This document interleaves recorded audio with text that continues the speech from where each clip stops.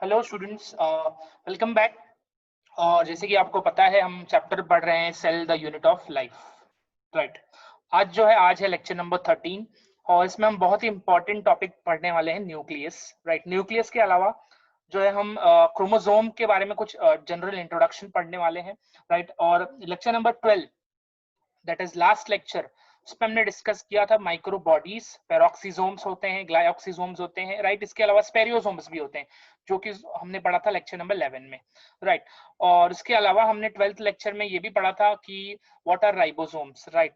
Ribosomes are called Palade's particle, right. So इन सभी बातों को आपको याद रखना है। और जैसे कि मैंने बताया it is lecture number 13, right. And today's topic will be nucleus. आगे बढ़ते हैं students. First is our introduction of nucleus, right. Nucleus जैसे कि आप सभी को पता है और आपने सुना होगा कि न्यूक्लियस जो है it is present in the centre, right. So पढ़ लेते हैं इसको। Nucleus as a cell organelle was first described by Robert Brown. तो याद रखना है न्यूक्लियस जो है इसको पहली बार किसने देखा था? रॉबर्ट ब्राउन ने, एज अर्ली एज 1831, राइट। उसके बाद later that material of the nucleus stained by a basic dye, मतलब क्या बताया है? न्यूक्लियस जो है उसके अंदर एक मटेरियल था जिसको क्या किया गया था? स्टेन किया गया था with the help of basic dye। कौन सा डाई था? एसिटोकार्माइन, right. एसिटोकार्माइन was given the name chromatin by Fleming. So the term chromatin was given by Fleming. What is chromatin? It is what material which is present inside the nucleus, right। तो दो चीजें आपको यहाँ पर याद रखनी है साइंटिस्ट के नाम। पहला साइंटिस्ट है फ्लेमिंग जिसने क्रोमैटिन देखा था, right, using the basic dye. और दूसरा साइंटिस्ट है रॉबर्ट ब्राउन जिसने फर्स्ट टाइम किसको डिस्क्राइब किया था? न्यूक्लियस को, राइट। सो आगे बढ़ते हैं। What is nucleus? It is a double membrane bound dense protoplasmic body, right। So यहाँ पर यही बताया है कि न्यूक्लियस जो है it is a membrane bound cell organelle. Nucleus क्या है? मेम्ब्रेन बाउंड सेल ऑर्गेनल है। और इसके पास कितने मेम्ब्रेन है? टू। कितने मेम्ब्रेन है स्टूडेंट्स? टू मेम्ब्रेन है, राइट। और जाहिर सी बात है इसके अंदर भी क्या प्रेजेंट है? एक मैट्रिक्स, इसको भी याद रखना है, right. which controls all cellular metabolism and encloses the genetic information of the cell। तो इसको याद रखना है कि न्यूक्लियस के अंदर अभी मैंने बताया कि एक मटेरियल प्रेजेंट है जिसको क्या नाम था? क्रोमैटिन। और याद रखना है chromatin consist of DNA, right. और डीएनए जो है आप सभी को पता है it is the master molecule, right. Master molecule होता है वो सारे हमारे सेलुलर एक्टिविटीज को, मेटाबॉलिक रिएक्शंस को क्या करता है? कंट्रोल में रखता है, राइट। सो यही चीज यहाँ दी है कि न्यूक्लियस के अंदर एक बहुत ही इंपॉर्टेंट मॉलिक्यूल, एक बहुत ही इंपॉर्टेंट मटेरियल प्रेजेंट है, डीएनए प्रेजेंट है, जो कि क्या करता है?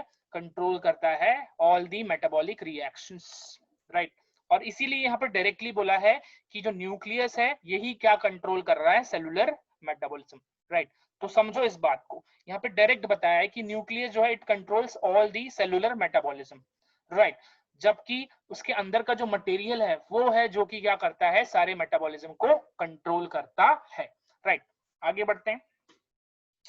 Nucleus is considered as controller और डायरेक्टर ऑफ सेल। उसको क्या कहा जाता है? कंट्रोलर और डायरेक्टर, राइट। सो इनडायरेक्ट बात की गई है कि न्यूक्लियस को क्या कहा जाता है? कंट्रोलर और डायरेक्टर, बिकॉज न्यूक्लियस के अंदर क्या प्रेजेंट है students? The genetic material DNA. Generally eukaryotic cell contain at least one nucleus. एक न्यूक्लियस हर एक यूकैरियोटिक सेल में आपको दिखाई देगा, except nucleus is absent in CV tube element। CV tube element is the part of phloem। phloem आपने सुना होगा, राइट। phloem जो है वो क्या ट्रांसपोर्ट करता है? फूड, सुक्रोज के फॉर्म में, राइट।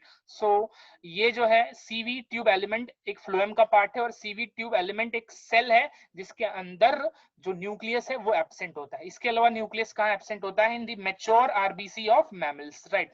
जो मैच्योर आरबीसी है मैमल्स के केस में, उनके अंदर भी न्यूक्लियस नहीं पाया जाएगा। इसके अलावा और किसमें होता है students? In the prokaryotic.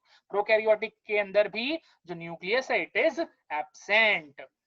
Next, dikaryotic which is found in paramecium and multikaryotic cells are also known। इसका मतलब क्या है, किसी किसी ऑर्गेनिज्म या किसी किसी सेल के अंदर दो न्यूक्लियस भी आपको दिख जाएंगे, किसी किसी के अंदर दो से ज्यादा भी दिख जाएंगे, राइट। सो ये एक चीज कही गई है यहाँ पर। आगे बढ़ते हैं स्टूडेंट्स, इतना आपको क्लियर है। रॉबर्ट ब्राउन याद रखना है, उसके बाद नेक्स्ट याद रखना है फ्लेमिंग, इसके बाद याद रखना न्यूक्लियस जो है ये क्या करता है, it controls all the cellular metabolism, right. क्यों? बिकॉज उसके अंदर क्या प्रेजेंट है, the genetic information that is DNA. So आगे बढ़ते हैं स्टूडेंट्स।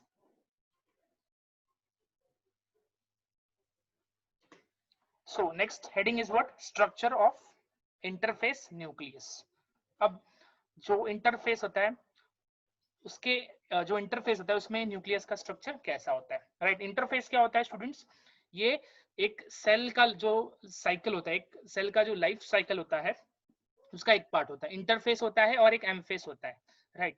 सो इंटरफेस में याद रखना है कि सेल अपने आप को क्या करता है, रेडी करता है, तैयार करता है टू डिवाइड। सो इसमें याद रखना है कि हम देख रहे हैं स्ट्रक्चर ऑफ न्यूक्लियस कौन से फेस में, सेल के इंटरफेस, राइट। बिकॉज जाहिर सी बात है सेल के अंदर ही न्यूक्लियस है, राइट। तो इसको समझना है आप लोगों को। So interphase nucleus, nucleus of cell when it is not dividing. तो जैसे कि मैंने बताया कि इंटरफेस जो है ये एक ऐसा फेस है जहां पर सेल डिवाइड नहीं होता, वहां पर डिवाइड होने की प्रिपरेशन करता है, राइट। सो सबसे पहली चीज क्या प्रेजेंट होगी, nuclear membrane which is also called karyotheca. क्या कहा जाता है, न्यूक्लियर मेम्ब्रेन और कैरियोथिका। दूसरी चीज क्या दिखाई देगी, न्यूक्लियर मैट्रिक्स, न्यूक्लियोप्लाज्म, कैरियोलिम्फ या फिर कैरियोप्लाज्म, राइट। तीसरी चीज क्या दिखाई देगी, क्रोमैटिन नेटवर्क, जिसको आप क्रोमैटिन नेट भी बोल सकते हो, शॉर्ट क्रोमैटिन नेट और क्रोमैटिन नेटवर्क। आगे बढ़ते हैं। चौथी चीज होगी न्यूक्लियोलस, लिटिल न्यूक्लियस और राइबोसोम फैक्ट्री, राइट। सो ये चार कंपोनेंट हैं इंटरफेस के न्यूक्लियस के, राइट। पहला कंपोनेंट क्या है, nuclear membrane which is also called karyotheca. Second component क्या है, न्यूक्लियर मैट्रिक्स, न्यूक्लियोप्लाज्म, इसके अलावा karyolymph, karyoplasm, right. Karyo karyo क्यों बोला गया, because karyo is nothing but nucleus, right. आपने कैरियोकाइनेसिस सुना होगा, right, in the cell division. Next third component क्या है, क्रोमैटिन नेटवर्क, क्रोमैटिन नेट भी इसको आप बोल सकते हो। और चौथी चीज क्या है, न्यूक्लियोलस, जिसको क्या बोला जाएगा, लिटिल न्यूक्लियस और राइबोसोम फैक्ट्री। न्यूक्लियोलस को आप सिंपली बोल सकते हो न्यूक्लियस का nucleus. What is nucleolus, nucleus का न्यूक्लियस। आगे बढ़ते हैं, राइट। तो इस डायग्राम में आपको सब कुछ दिख जाएगा बहुत क्लियरली, राइट। न्यूक्लियस आपको दिख रहा है, राइट। ये पूरा जो है न्यूक्लियस है, आप देख रहे हो न्यूक्लियस जो है वो किससे कनेक्टेड है, एंडोप्लाज्मिक रेटिकुलम, राइट। आपको न्यूक्लियोलस दिख रहा है, ये न्यूक्लियोलस है बीच में, राइट। और उसके बाद यहाँ पर आपको क्या दिखाई दे रहा है, क्रोमैटिन, क्रोमैटिन नेटवर्क दिख रहा है आप लोगों को, राइट। उसके बाद और क्या दिखाई देगा आपको, nuclear envelope, right. Nuclear membrane या फिर न्यूक्लियर एनवेलप, राइट। इसके अलावा न्यूक्लियर पोर्स भी दिखेगा, राइट। वो हम अभी आगे पढ़ने वाले हैं। This is what the structure of interphase nucleus. आगे बढ़ते हैं, अब वन बाय वन हम हर एक चीज को पढ़ते हैं। सबसे पहली चीज क्या है, न्यूक्लियर मेम्ब्रेन, राइट। सो देख लेते हैं। इलेक्ट्रॉन माइक्रोस्कोपी हैज रिवील्ड, उसने खुलासा किया इलेक्ट्रॉन माइक्रोस्कोप में, माइक्रोस्कोप ने, that the nuclear envelope which consist of two parallel membranes, क्या प्रेजेंट होता है, two parallel membrane with a space between called the perinuclear space. तो न्यूक्लियर मेम्ब्रेन जो है वो डबल मेम्ब्रेनस स्ट्रक्चर है, राइट। हमने फर्स्ट स्लाइड में देखा हुआ है, राइट। और इनके बीच में क्या प्रेजेंट है, स्पेस, जिस स्पेस को क्या बोला जाएगा, पेरीन्यूक्लियर स्पेस। और स्पेस का जो डायमीटर है वो कितना है, 10 to 50 nanometers. First point clear है, राइट, कि एक इनर मेम्ब्रेन है, एक आउटर मेम्ब्रेन है, दोनों के बीच में क्या है, स्पेस है, जिसको क्या कहा गया है, पेरीन्यूक्लियर स्पेस। और इसका डायमीटर कितना होता है स्टूडेंट्स, 10 to 50 नैनोमीटर्स। आगे बढ़ते हैं। These membrane forms a barrier, ध्यान से सुनना है students, these membrane forms a barrier between the materials present inside the nucleus and that of the cytoplasm, है ना। देखो ये जो मेम्ब्रेन है ये क्या है, एक बैरियर की जैसी, एक वॉल की जैसी है, जो कि क्या करती हैं, न्यूक्लियस के अंदर जो भी चीज प्रेजेंट है उसको अलग कर कर रखती हैं, आइसोलेट कर कर रखती हैं from the cytoplasm, right. So इसको याद रखना है। The outer membrane usually remains continuous with the endoplasmic reticulum.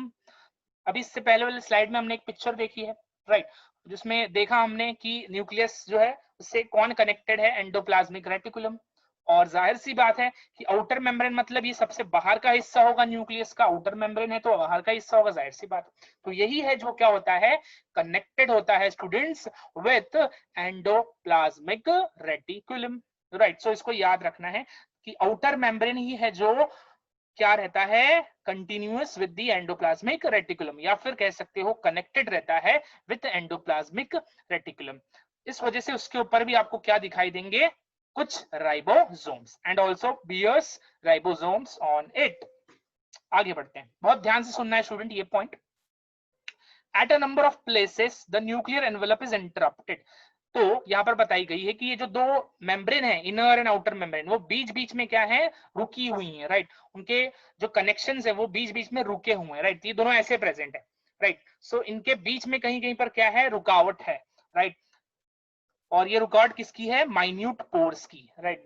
जो रुकावट है, जो इंटरप्शन है, वो किसका है, छोटे छोटे पोर्स का, माइन्यूट पोर्स का, which are formed by the fusion of its two membrane, right। so इसको भी याद रखना, which are formed by the fusion of its two membrane। so इनके फ्यूजन से वहां पर क्या हुआ है, जो दो न्यूक्लियर मेम्ब्रेन है उनका वहां पर क्या हुआ है, फ्यूजन हो गया है, जिस वजह से वो एरिया क्या है, रुका हुआ है, राइट, इंटरप्टेड है। तो इसको याद रखना है। These nuclear pores are the passage। अब न्यूक्लियर पोर्स हमने अभी इसके पहले वाले स्लाइड में देखा था, राइट, पिक्चर में। तो वहां पर हमने देखा था न्यूक्लियर पोर्स लगे हुए थे, राइट। सो न्यूक्लियर पोर जो है इनका काम क्या होता है, are the passage through which movement of RNA and protein molecules takes place in both the direction between the nucleus and the cytoplasm। तो ये न्यूक्लियर पोर जो है, पोर्स है, जाहिर सी बात है, होल है। तो इसी होल से क्या होता है, जो न्यूक्लियोलस के अंदर आरएनए बनता है और न्यूक्लियस के अंदर प्रोटीन बनता है, वो कहा जाता है, in the cytoplasm and vice versa.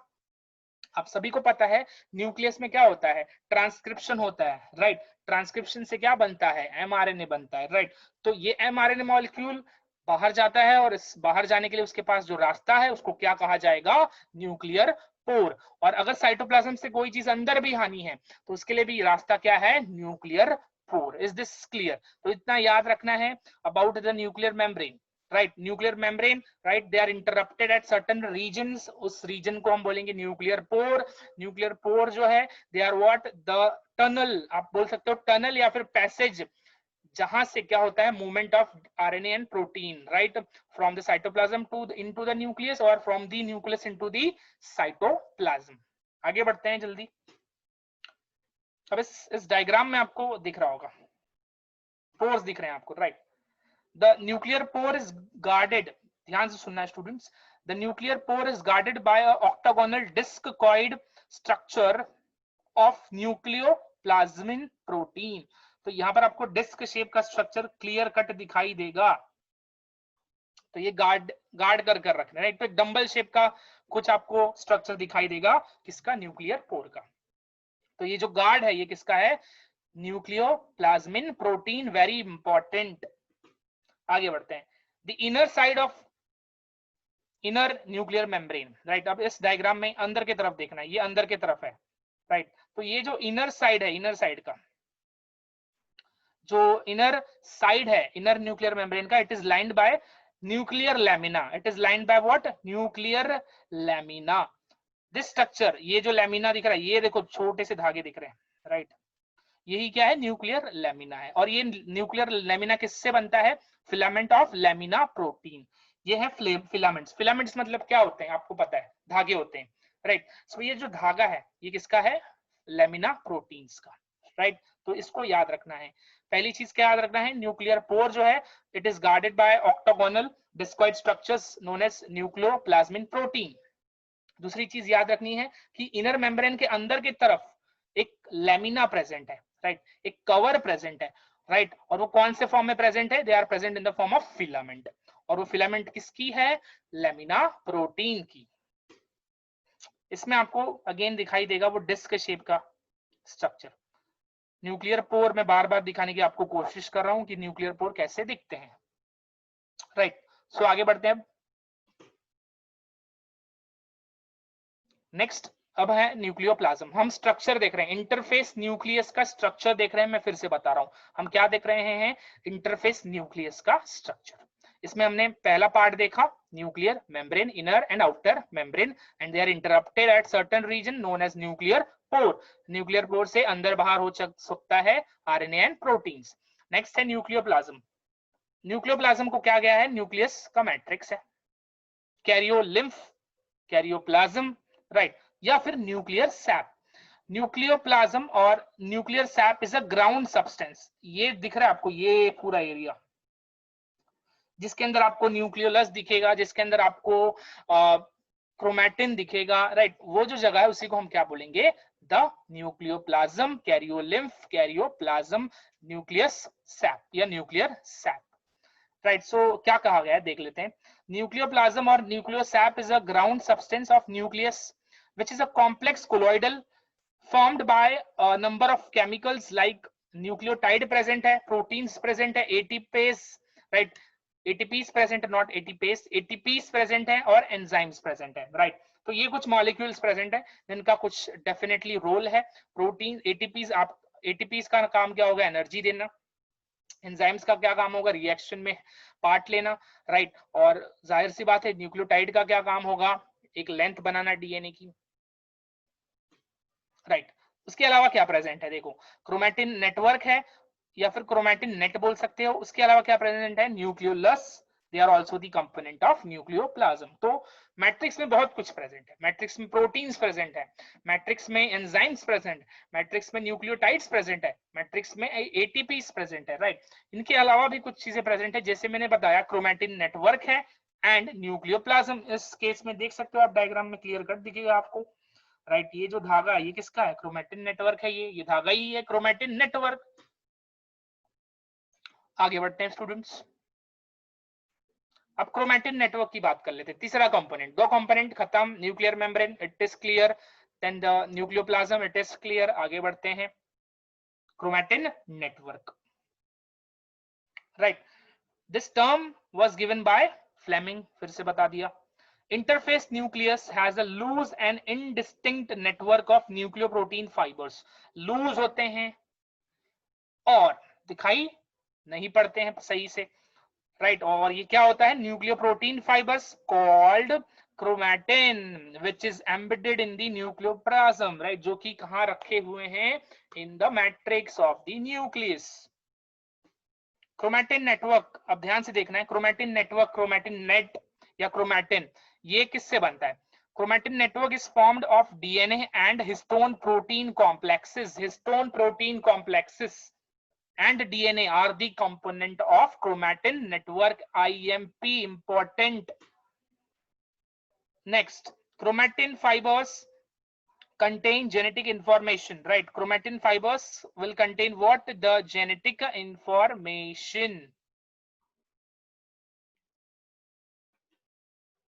So आगे बढ़ते हैं students, during different stages of cell division, right. आप सभी को पता है एक होता है prophase, metaphase, anaphase, telophase, right. तो यहाँ पर वही बताया हुआ है कि at during different stages of cell division cell show structured chromosome in place of nucleus. तो आपने सुना होगा कि जो मेटाफेस होता है, मेटाफेस में क्या होता है, जो न्यूक्लियर मेम्ब्रेन है वो डिसअपियर हो जाता है, तो वहां पर आपको क्या दिखाई देता है, एक प्रॉपरली स्ट्रक्चर्ड क्रोमोसोम्स, राइट। सो यहाँ पर यही लाइन लिखी हुई है। आप थोड़ा अगर रिकॉल करोगे अपने लोअर क्लासेस को, तो वहां पर आपने प्रोफेस सुना है, मेटाफेस सुना है, एनाफेस सुना है, टीलोफेस सुना है, राइट। सो स्टूडेंट्स याद रखना है कि जो मेटाफेस होता है उस दौरान जो न्यूक्लियर मेम्ब्रेन है, न्यूक्लियोलस है, वो सब डिसअपियर हो जाता है, और इस वजह से हमको जो क्रोमोसोम है, राइट, जो कि क्रोमैटिन से ही बना है, कंफ्यूजन नहीं रखना है। क्रोमैटिन जो है वो कंडेंस होकर क्रोमोसोम बना रहा है, क्योंकि क्रोमैटिन क्या है, एक बड़ा सा धागा है और हमारा सेल जो है वो काफी छोटा है, उतने बड़े धागे को वो क्या नहीं कर सकता है, टॉलरेट नहीं कर सकता, या फिर उसके अंदर वो समा नहीं सकता, राइट। तो वो क्या होते हैं, कंडेंस होके क्या बनाते हैं, chromosomes. Chemically chromatin consist of DNA, जैसे कि हमने देखा, RNA, histone, protein, right, basic proteins rich in arginine and lysine, right. So इसको याद रखना है आप लोगों को कि जो हिस्टोन है, हिस्टोन प्रोटीन कॉम्प्लेक्स, उसमें क्या क्या प्रेजेंट है? हिस्टोन प्रोटीन कॉम्प्लेक्स में क्या क्या प्रेजेंट है स्टूडेंट्स? आरएनए प्रेजेंट है, हिस्टोन प्रोटीन्स प्रेजेंट है। हिस्टोन प्रोटीन याद रखना है किससे बनते हैं? Arginine amino acid, arginine amino acid and lysine amino acid, ये दोनों क्या है? अमीनो एसिड्स हैं जिनसे हिस्टोन प्रोटीन बनती है, एंड नॉन हिस्टोन प्रोटीन्स। तो ये तीन चीज मिलाकर क्या बनता है? Histone protein complex. I repeat, what is histone protein complex? RNA, histone protein. Histone protein is made up of arginine and lysine, and the third is non histone chromosomal proteins या फिर नॉन हिस्टोन प्रोटीन्स, राइट। तो इसको याद रखना है, DNA plus the histone protein complex makes the chromatin. Chromatin gets condensed to form chromosomes. इस जगह पर आप देख सकते हो, काफी क्लियरली आपको पिक्चर दिखाई देगा। So chromatin network has two types of chromatins. Okay, so chromatin network has two types of chromatins. पहला है यूक्रोमैटिन, दूसरा है हेट्रोक्रोमैटिन। Euchromatin, heterochromatin. यूक्रोमैटिन क्या होता है? This is lightly stained. जब इसको आप स्टेन करोगे, राइट, तो आपको जो कलर दिखाई देगा वो कैसे दिखाई देगा? Light colour. And diffuse part of chromatin which is transcriptionally और जेनेटिकली मोर एक्टिव, राइट। ये लूजली अरेंज होते हैं, राइट। इनका जो अरेंजमेंट है वो काफी लूज है। इस केस में देखो आप, यहां से यहां ये जो इतना सेक्शन है, ये इतना सेक्शन, राइट, ये क्या है? यूक्रोमैटिन। इनको देखोगे तो आप काफी लूजली अरेंज है, इस वजह से इनका कलर भी क्या होता है? Light, right. कोई चीज अगर टाइटली पैक्ड है और उसको आप कलर करो तो वो ज्यादा डार्क अपीयर करेगा, राइट। बट अब अगर एक चीज है जो कि काफी लूज है, दूर दूर है, तो उसको जब आप देखोगे या फिर उसको जब स्टेन करोगे तो आपको कैसे दिखेगा? वो लाइट। इस वजह से ही इसका कलर क्या होता है? Light, right. और ये ट्रांसक्रिप्शनली और जेनेटिकली एक्टिव है। इसका मतलब क्या? जो यूक्रोमैटिन है, राइट, क्रोमैटिन किससे बन रहा है? DNA and histone protein complex, right. So DNA है, तो याद रखना है कि यूक्रोमैटिन ऐसा क्रोमैटिन है जहां पर ऐसे डीएनए प्रेजेंट हैं जो कि ट्रांसक्रिप्शन में पार्ट लेंगे। I repeat, euchromatin is a part where the DNA is present which take part in the transcription, right? And transcription is what? The first step towards the protein synthesis. Heterochromatin, this is dark stained and thick and condensed part of chromatin. This is dark stained. अब क्यों? Because ये क्या है? काफी पास पास है। इस case में दिख रहा है आपको, साफ साफ दिखाई दे रहा है, राइट। सो ये पास पास है, इस वजह से इनका जो स्टेन, जब इसको आप स्टेन करोगे तो ये कैसे दिखेंगे? डार्क दिखेंगे आपको, राइट। और उसके बाद एक और चीज याद रखना, they are genetically less active और इनएक्टिव। मतलब हेट्रोक्रोमैटिन ऐसा पार्ट है जहां के डीएनए ट्रांसक्रिप्शन में पार्ट नहीं लेंगे। तो फर्क याद रखना है, euchromatin, heterochromatin. Euchromatin light stain करोगे तो लाइट दिखाई देंगे, उनका कलर काफी डल होगा, right. And they are arranged, you can say separately, or they are diffused manner, they are in the diffused manner, right. And they are what? Genetically or transcriptionally active. Heterochromatin के case में उसका opposite है, they are dark. जब भी stain करोगे they will be dark in colour, they are arrange in a condensed manner. उसके बाद इसको भी याद रखना है, दे आर लेस एक्टिव और इनएक्टिव। और इसके अलावा आपको इस डायग्राम में ब्लू कलर का जो दिख रहा है वो क्या है? Histone protein. जो गोल दिख रहा है आपको ब्लू कलर का, which is nothing but the histone proteins, right. So दो टाइप का क्रोमैटिन है स्टूडेंट्स, यूक्रोमैटिन एंड हेट्रोक्रोमैटिन। आगे बढ़ते हैं, नेक्स्ट कुछ एक्स्ट्रा क्रोमैटिन के बारे में यहाँ पर बताया हुआ है, right. Constitutive heterochromatin, it occurs in all cells in all the stages, right. It is present in all the cell in all the stages. Example क्या है? Centromeric reason. सेंट्रोमेरिक रीजन के पास जो भी डीएनए होता है वो कहां प्रेजेंट होता है? हर एक सेल के हर एक स्टेज पर, right. Next, facultative heterochromatin. Facultative मतलब not compulsory, not necessary, right, इसीलिए occurs in some cell, इसीलिए बोला it occurs in some cells in some stages. Example bar body in females. Bar body का मतलब क्या होता है स्टूडेंट्स? जो फीमेल में जो सेक्स क्रोमोसोम है वो क्या है? XX. जब एक्स्ट्रा एक्स क्रोमोसोम ऐड होंगे उसको हम क्या बोलते हैं? बार बॉडी. ऐसे क्रोमोसोम जो कि एक्स्ट्रा होते हैं, राइट, तो उसी को हम क्या बोलेंगे? बार बॉडीज. राइट, सो इसको याद रखना है. बार बॉडीज जो है वो क्या होता है? जब एक एक्स्ट्रा एक्स क्रोमोसोम ऐड होगा उसी को हम बोलेंगे Barr body, extra X chromosome. Right, अब नेक्स्ट है न्यूक्लियोलस. राइट, अब न्यूक्लियोलस जो है इस डायग्राम में आपको दिखाई दे रहा है. राइट, जो सेंटर का पार्ट है वो क्या है? न्यूक्लियोलस. इसको न्यूक्लियोलाई भी बोल सकते हैं. और स्पेरिकल एंड मेम्ब्रेनलेस, IMP, इसको याद रखना है. इनका जो मेम्ब्रेन होता है वो नहीं होता है. They do not have membrane, they are membraneless structure, so that the content of nucleolus is continuous with the rest of nucleoplasm, है ना. तो अगर मेम्ब्रेन होगा तो क्या होगा?